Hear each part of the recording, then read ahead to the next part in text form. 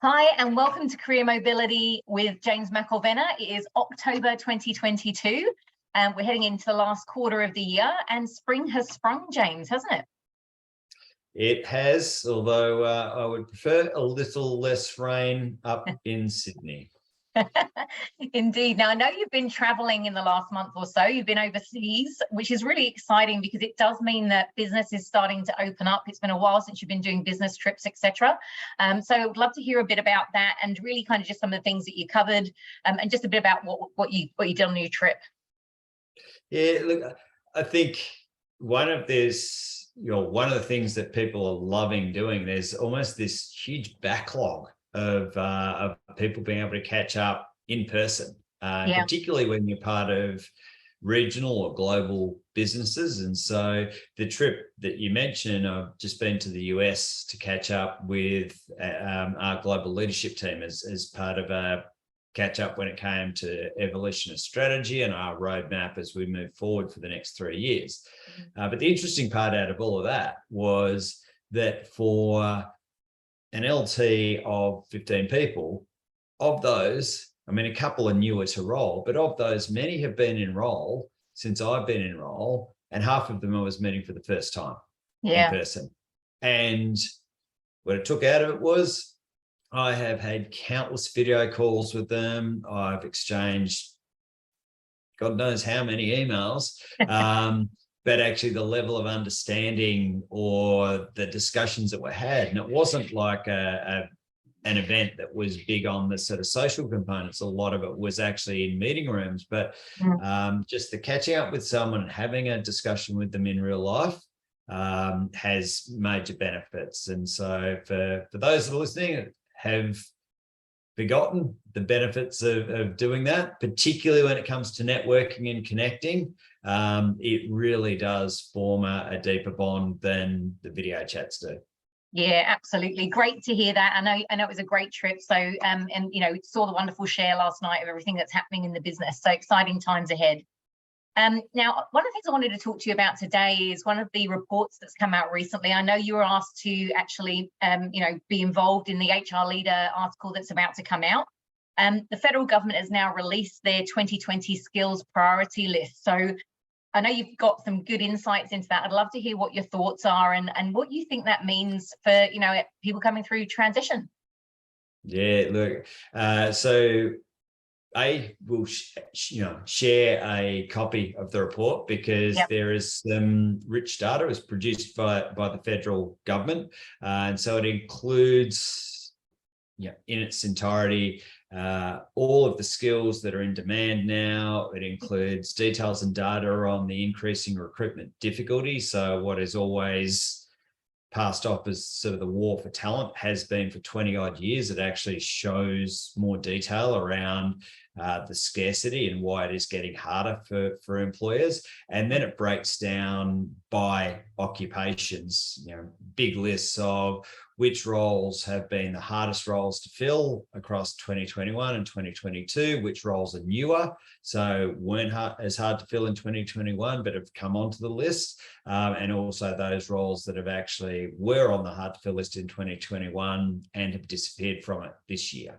But there was one bit in particular, I'm going to blatantly reference it, because I think it's going to set up what you and I are going to want to talk about today, TJ. And that was the bit that stood out to me the most when it comes to everything we've talked about around upskilling, reskilling, individuals being in control of their job search journey, the things you can do to actually make a difference. And so this graph, which is included in the report, was employer responses to unfilled vacancies by percentages.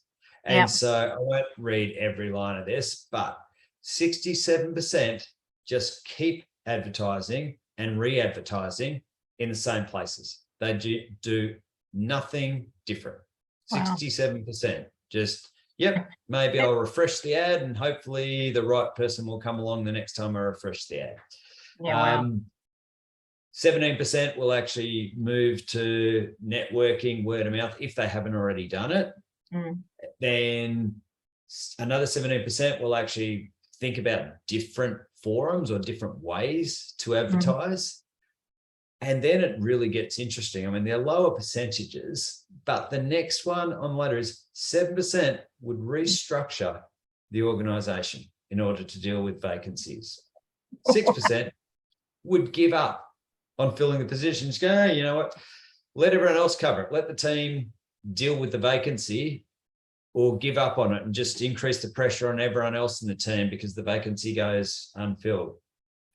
But when it comes to things like changing the advertisement, changing the position requirements, they would turn down and cancel existing work. They'd put positions on hold. All these things, which would be more logical in my view, responses, change the requirements of the position, increase the salary for the role, was 0.4%.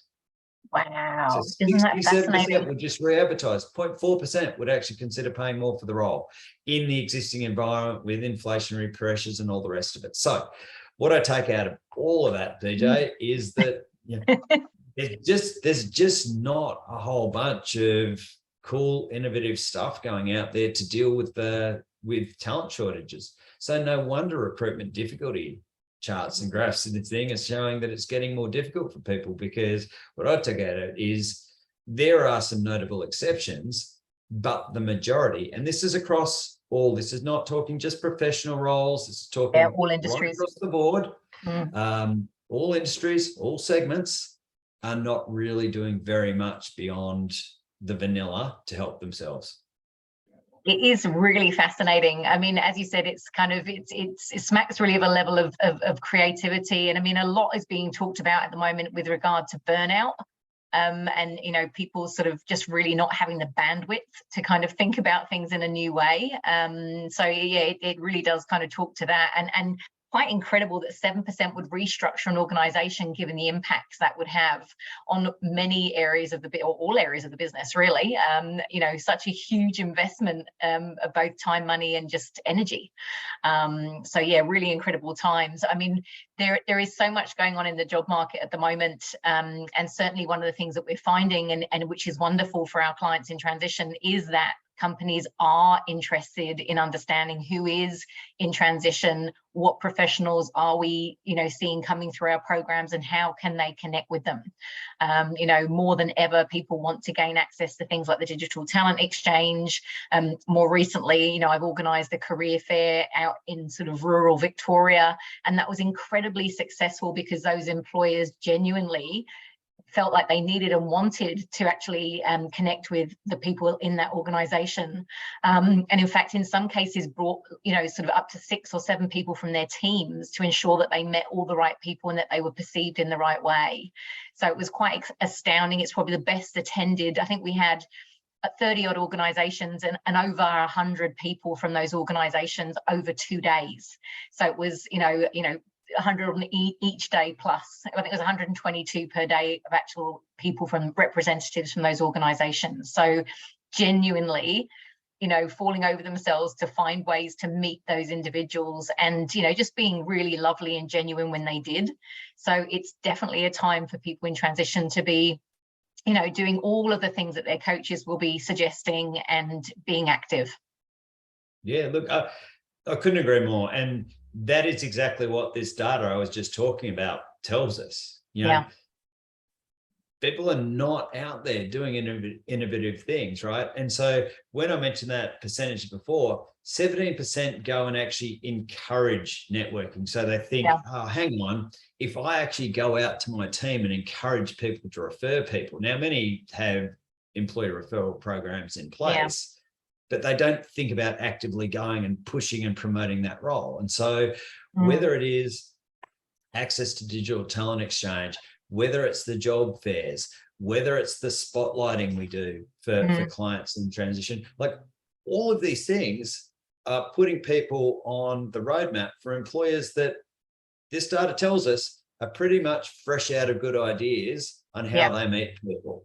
And so we talk about networking. And so think about the difference for an employer that is struggling with these type of outcomes and not knowing what to do next versus someone who gets introduced by someone they trust within the business, because you've invested, as your coaches have no doubt told you, around the importance of networking. Think about the difference for the employers who are sending 7, 8 people along to the job fairs you set up, because they're like, you know what, that is a worthwhile investment of my time. I'll take 7 people out for the day to get them there. That's how keen we are to actually catch up with people. So, I mean, I think that the not even remotely subtle message in any of that to anyone who's in our programs at the moment is, you know, take the time to invest in these things and put the effort into it, because what the data is telling us nationally is employers are out there. So if you're thinking to yourself, I wish this would move faster, or I wish I had more options, and it's well and truly worth investing the time. The return on investment for the time you invest in getting involved in some of these things we provide as part of our programs is definitely there. Yeah, 100%. I mean, what's kind of interesting as well, though, and you know, as you said, some of the things that seem more common sense are things like actually increasing a salary, or actually, you know, changing the scope of a role, maybe looking at how that can be job shared, or, you know, there could be a change of role, etc. You know, I think employers kind of almost need help in actually being able to get more creative with those things, and they need to understand the value that people bring as a candidate, so that they can actually understand how they might move and shift things, because they're not having those ideas, as we can see from the data themselves. Yeah, I mean, the one that really blew me away out of all of it was the amount that people were not willing to move on salaries. So, and it's not even specifically salaries mentioned here, it's remuneration in total, right? So it's the ability for people to actually think, how am I actually going to reach people in an environment where people are seeing interest rates climb, rents are climbing, cost of living is climbing. God forbid you want to go and fill up your car these days. So, and in all of these things, they're struggling away. And I know it's a discussion at a national level around wage growth. And for a lot of people, you've got 2 ways to actually grow your earning potential. One is through merit increase processes, which for the majority of people, only happen annually unless you've got a special case. I don't know how many of the people who'll be listening to this have actually gone and asked for an out-of-cycle increase and been told, no, you have to wait till the merit cycle comes along. Or to leave a role and find another role. They're the 2 mechanisms that are generally open to people to increase your earning potential, unless you're in a commission-based role, in which case it's 100% on you to bring in more. So total REM is one of these things that I think, because as we look at that environment, there's increasing cost pressures in businesses. And so people are looking at now promoting things more down the line of flexibility and other options when it comes to total package, rather than what I would have thought was more obvious. But that really stood out. Change REM was just the one thing that I was like, wow, that blows me away in the data. Yeah, interesting times. Well, we will leave it there, but look, it's always great to catch up with you. We're heading very fast towards Christmas, so perhaps we'll think about what we're going to talk about next month. But I would encourage anyone, if you've got things that you would love to hear James cover and his insights on, please do let us know, and we'd love to cover those for you in our further sessions towards Christmas. Brilliant.